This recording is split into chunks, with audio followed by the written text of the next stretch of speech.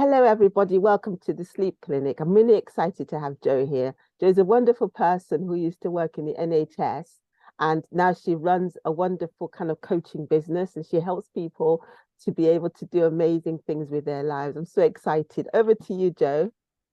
Thanks, Mandy. My name's Jo Plimmer. My company is Wood and the Trees Coaching, and I'm a health and life coach that specialises in work-life balance, burnout prevention, chronic stress reduction, and a particular area of passion and something that I cover in more detail in the workshops and things that I do. But it's particularly close to my heart because of how many years I struggled with my sleep, is the area of sleep. And so I've come at it today. There's lots of advice and sort of tips and tricks and things that you can do to help improve your sleep, and all really great, no doubt. But I've come at it from that place where actually, you're really exhausted and you know that you need to sleep, and you might even be trying lots of those tips and tricks and things to help, but you're just still unable to switch off your mind. And so I'm coming at it from that perspective rather than there will be some of the practical elements in it as well, but just coming at it from that kind of unable to switch off. So just to give you a little bit of background about me.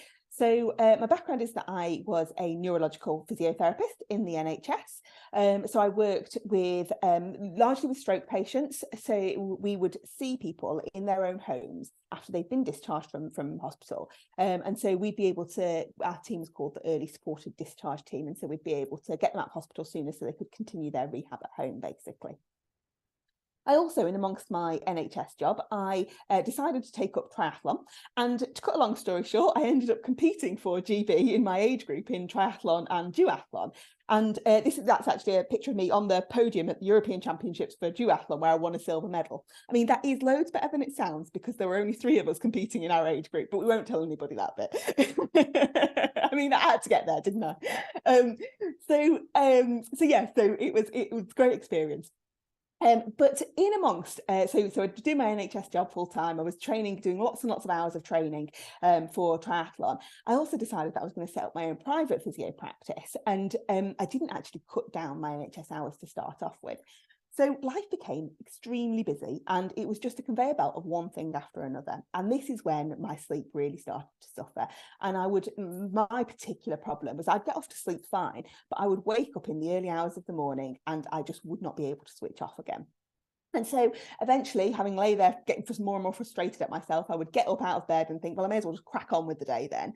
But then I would suffer later in the day, feeling absolutely shattered. And really, I just ended up kind of dragging myself through the days, trying to get done what I needed to get done still, but really struggling with my energy levels and being able to kind of keep going, and it just became harder and harder. But I actually went through that for many years, continuing to live like that, before I decided that I was going to do a bit more about it and sort of look at how things were and get my priorities right. So in amongst all of this, I had obviously an interest in kind of health, nutrition, fitness, sort of that whole sort of side of things. And so I started researching for myself how I could help myself to feel better. And what I found was actually really surprising to me, and not because it didn't make sense, but because it made so much sense, and I didn't already know it, having worked in healthcare, having trained and worked in healthcare for 15 years. And so that's when I decided I was going to go and come away from the NHS, and it was in amongst various other things happening at the time. But I decided I was going to come away from the NHS, and I retrained as a health and life coach, and also a master coach, a master practitioner of NLP, a master practitioner of timeline therapy, and a master hypnotist. And so I kind of put all of that together into my toolbox to help people with work-life balance and burnout prevention. Now, the way I approach these topics, and this will come into more context shortly, but I look at something I call the boom bust roller coaster. So those days where we are being super productive, keeping all the balls in the air, feeling like we're winning at life, feeling really great about things, they inevitably at some point tip over, often into feeling overwhelmed, frantically firefighting, struggling to think clearly, and wondering if it's all really worth it. And part and parcel of that is often that kind of struggling to sleep, this exhaustion, but then sort of being less productive, less able to do the things that you want to do. And so as a result of it, then feeling like you've got even less time to do the things you need to do, and you've got even more to fit in. And so the cycle kind of keeps on going and going and going. But the approach I take with it is really about getting to the root cause of what's causing the problems that you are struggling with, so that you can make really meaningful and long-term changes to it. So whether that be this cycle as a whole, or specifically your sleep, then it's about understanding what's happening in your brain and body, so that then you can put the power back in your hands to actually make the changes that are going to have those long-term effects. So that brings us more specifically onto the topic of sleep. And this is a quote that I often use when I'm talking about sleep. So this is a quote by Professor Matthew Walker, who's a sleep expert. And he says, "There is no tissue within the body and no process within the brain that is not enhanced by sleep or demonstrably impaired when you don't get enough." So I think it sums up pretty nicely how important sleep is. And there isn't scope within this particular presentation to go through all of those benefits and what it does for our brain and body in detail. But it's just to kind of sum up that sleep is not a passive process. There is loads of things that your brain and body are doing whilst you are sleeping that are essential to their normal functioning. So, for example, your brain or your whole body is clearing away toxins during that sleep time, and one of those toxins is beta amyloid, which has been found to lead to Alzheimer's when there's an accumulation of this toxin of this substance within your brain. And so, actually, if you're not getting enough sleep, it increases your likelihood of Alzheimer's. So you can start to see how the benefits of sleep can prevent health problems occurring. But equally, things like your short-term memories from the day gets moved into long-term storage, and your synapses grow when you're asleep. And your synapses are the connections between your nerve cells. And basically, when these grow, they meet each other, your nerve cells. And when we get more of those, because those synapses are growing, that increases our capacity for learning. And that might be learning, a sort of mental learning, or it might be learning a new skill, like motor learning. It could be learning in lots of different ways. But basically, sleep allows that growth of your synapses, which then opens up your capacity for learning. So again, you can start to see how some performance elements are going to be affected if you're not getting enough sleep. Reduced memory, reduced capacity to learn. There's also reduced attention and focus and reduced productivity. We're less efficient in our movement. We actually, in terms of where our body works, we have hormones to do with our hunger signals change as a result of not getting enough sleep. So we have reduced leptin, which tells us when we are full, and we have increased ghrelin, which tells us when we are hungry. So we feel more hungry and less full, and we're more likely to want to eat. And on top of that, those cravings are going to be for sugar, which then again isn't going to do our body any good. So you can start to build this picture of the effects that it has. And sleep deprivation has been linked to a number of health conditions, including type 2 diabetes, obesity, depression, and dementia. So really, really essential.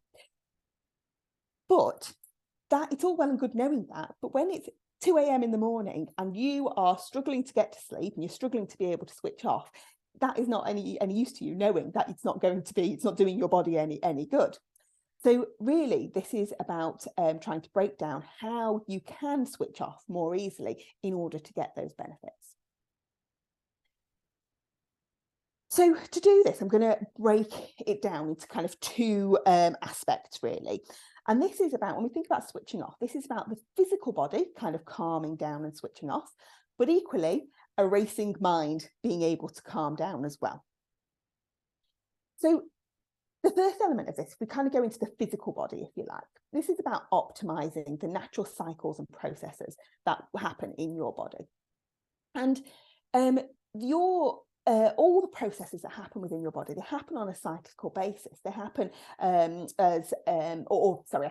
of the processes that happen within your body happen on a cyclical basis. And they are guided by the circadian rhythm.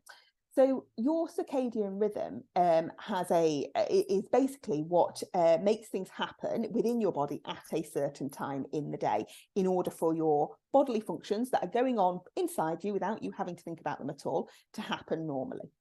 And for that process, there is a master clock which guides that whole rhythm.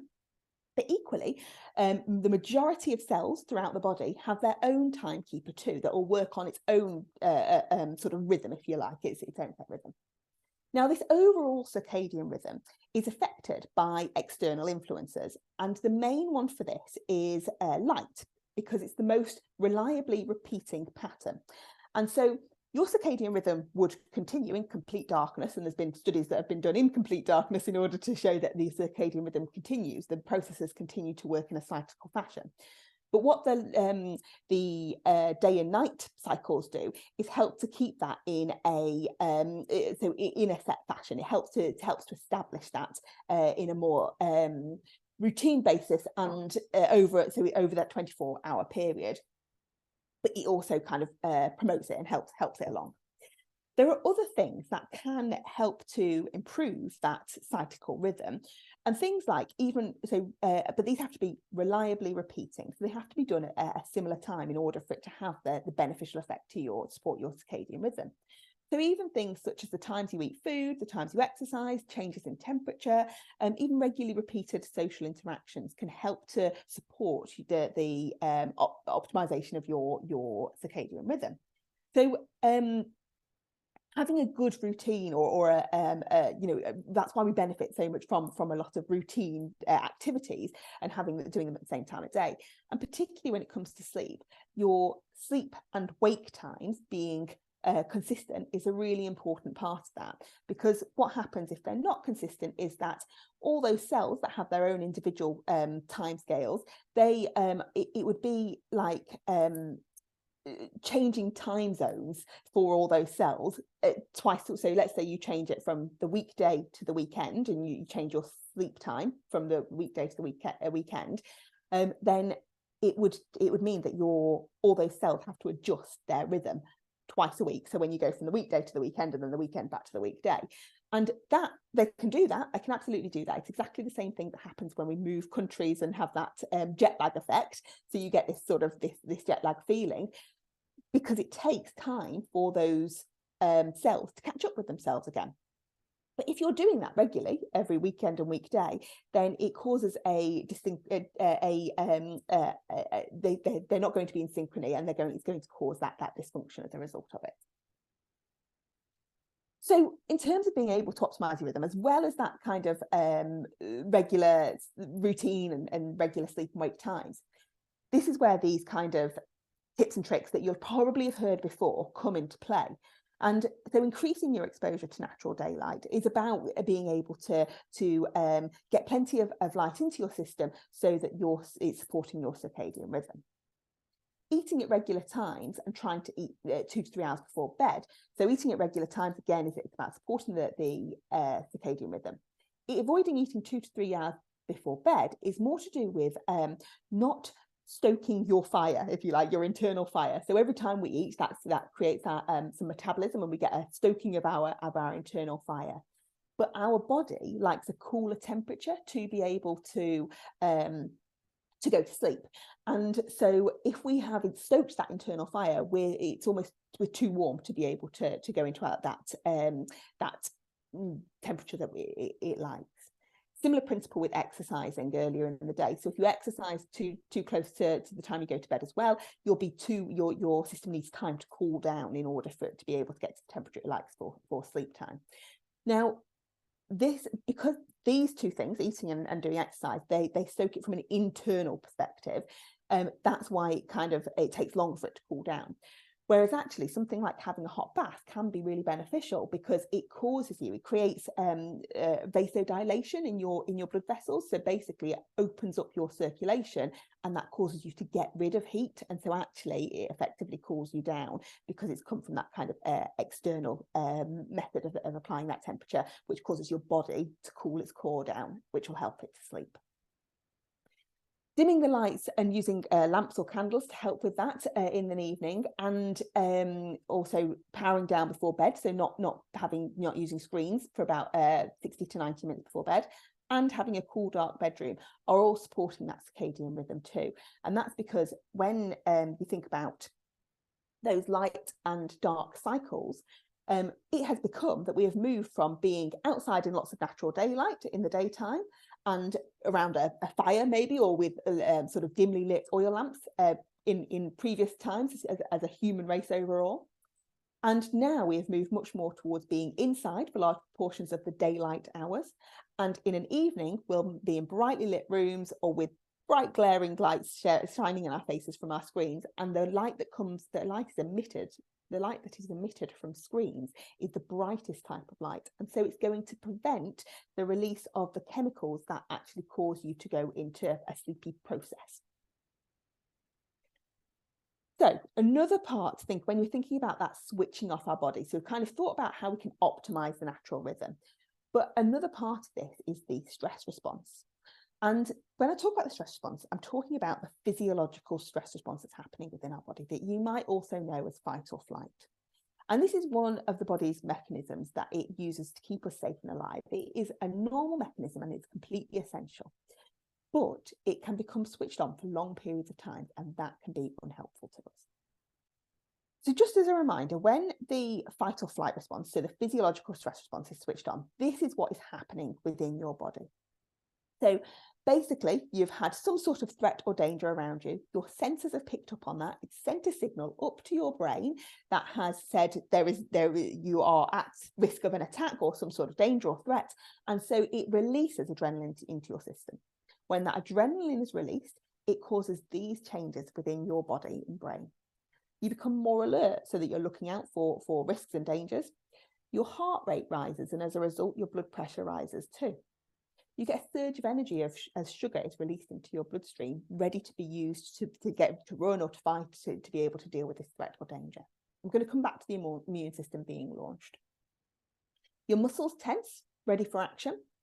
Your breathing becomes faster and shallower. And you have heightened senses, again, to make sure you're hyper aware of anything that's going on around you. So one of the other things that happens is your immune system is launched. And that is, whereas the other things that I've just mentioned, you can probably feel, if you've ever had a bit of a fright or a shock, you can probably feel that adrenaline sort of burst, if you like, causing those problems. You probably feel your heart racing and your muscles tensing. You might have got a bit short of breath, probably feel a surge of energy.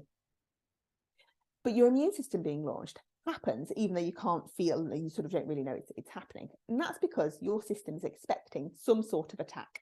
And so the immune system is about promoting healing and also dealing with any invaders that it needs, any nasties that it doesn't want to be there. And so it launches the immune system throughout your whole body in order for it to be ready to deal with this attack wherever that might happen, or this damage that's going to happen as a result of the attack. So that is all going on in the background, which all have their own detrimental effects on both health and performance. But if we think about sleep and being able to switch off, the nature of our threats are very different these days. So where the typical kind of textbook example when they talk about fight or flight is that of a lion chasing us and trying to get away from it, so you're out hunting as in our ancestors were, and a lion would then be chasing them, and they'd need to either fight it or to run away, or they'd be killed by it. But these days, our stressors come more in the form of our alarm clock going off at 6 o'clock in the morning, and jumping out of bed and immediately thinking you've got 100 things to do on your to-do list, downing that first cup of coffee to get you through the day, checking your emails whilst you're making breakfast to make sure the kids get out the door in time, multitasking throughout the day, and then rushing home at night to be able to fit in that quick gym visit because you've got to get rid of those extra pounds that you've put on, fitting in the laundry as well as making dinner and doing all the rest of that cleaning up and those chores, maybe having a glass of wine to help you relax and switch off at the end of the day, and then falling into bed exhausted but unable to switch off.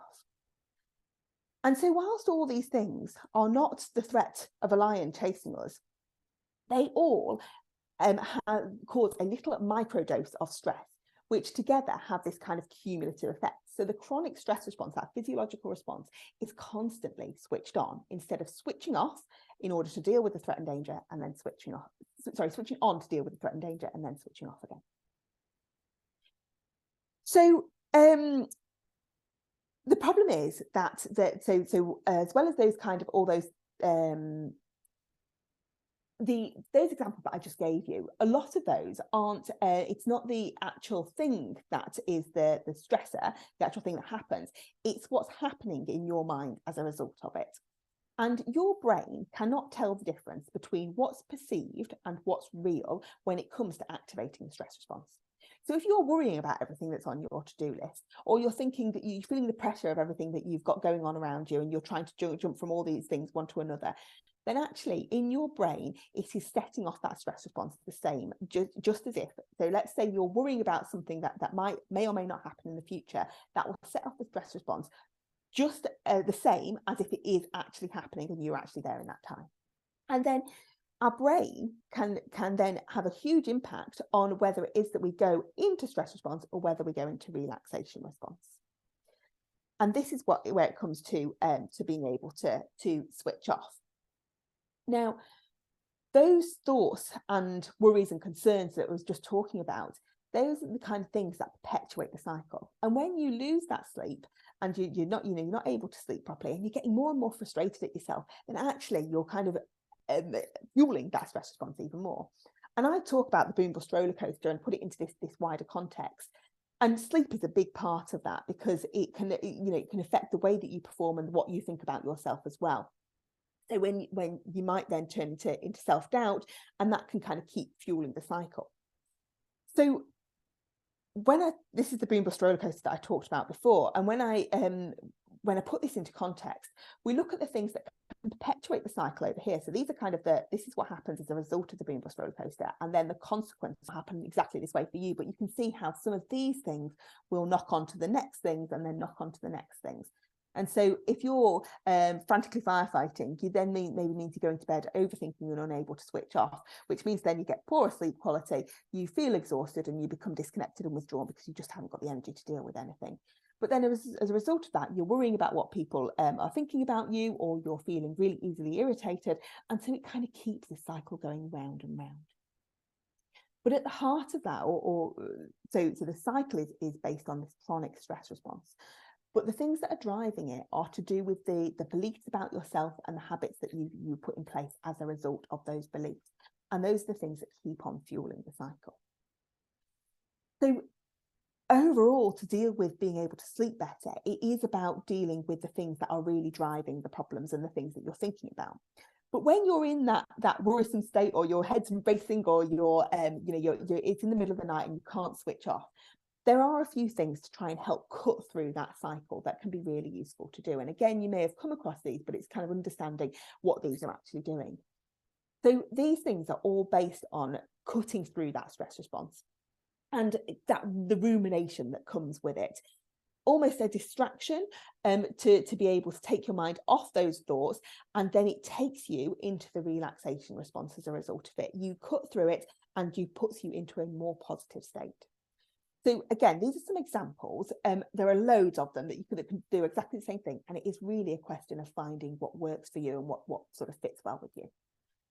So thinking back to a happy memory or a time you felt confident and in control. So even just by daydream, I just said a minute ago that the brain can't tell the difference between what's perceived and what's real. And that's the same in terms of whether it's a stressor or a relaxer. So by putting yourself into that happier place, you're putting yourself into the relaxation response, because your body takes on the physiological response of that memory. So then it's more likely that you'll fall off to sleep because your body's relaxed and able to switch off. Creating a picture of your worry in your mind's eye, and then so you sort of close your eyes, imagine you this whatever it is that you're worrying about, and either pick it up and throw it away, or blow it up into lots of little pieces in your mind's eye. And it's changing the state of that picture. Our mind works very well with pictures, and so by changing the actual qualities of that picture by blowing up, it can help to relieve the worry that goes with it. A gratitude practice, so again putting you into a more positive state, and if you can't kind of just go through what you're grateful for, asking yourself questions can be quite a nice way of doing that. And Dr. Rangan Chatterjee often talks about some questions that he uses with his family. And those are things like, what have you done today to make somebody else happy? What has somebody else done today to make you happy? What have you done today to make yourself happy? What have you learned today? So it gets you to think about more specific things. And I often find, I mean, I don't struggle with my sleep anywhere near as much as I used to these days. But when I was doing, I would find that if I started those questions, I would probably be dropping off to sleep before I'd even got into the later questions, because it just it does that exactly what I've been talking about in terms of putting you into that positive state and helping you relax. And then a few more quick wins. So taking 5 deep breaths and making each one slower and deeper than the previous one. So you're breathing, and again, this is a whole another load of information that I won't go into in depth now, but your breathing has a huge impact on your stress response and your relaxation response. So as I said earlier, when we're in stress response, it becomes faster and shallower. So making it slower and deeper will be the opposite of that. And part of the way it works is that it tricks your mind into believing that actually you can be in that relaxed state. And then visualizing a tree with hundreds of birds in it, and then seeing, so that's kind of if you imagine this tree, this is a personal one that I like to use. So imagining this tree full of birds, and that's like your head that is full of thoughts, and just imagining them all taking off and almost encouraging them to take off all at once. I find I get a lot of kind of that sense of relief from that. And reminding yourself it's just thought. And so the principle of that is that these things that you're worrying about, they haven't actually happened. It's just the thought that is there, but it is causing that physiological response. So it's just reminding yourself that it's just thought, it hasn't happened, and trying to see if that helps your body to settle down. Again, there'll be some that work for you and some that don't there. So it's just taking your pick and place. Great. Thanks very much, Jo. I'm just going to stop the recording, and this is all your information. Thanks a lot.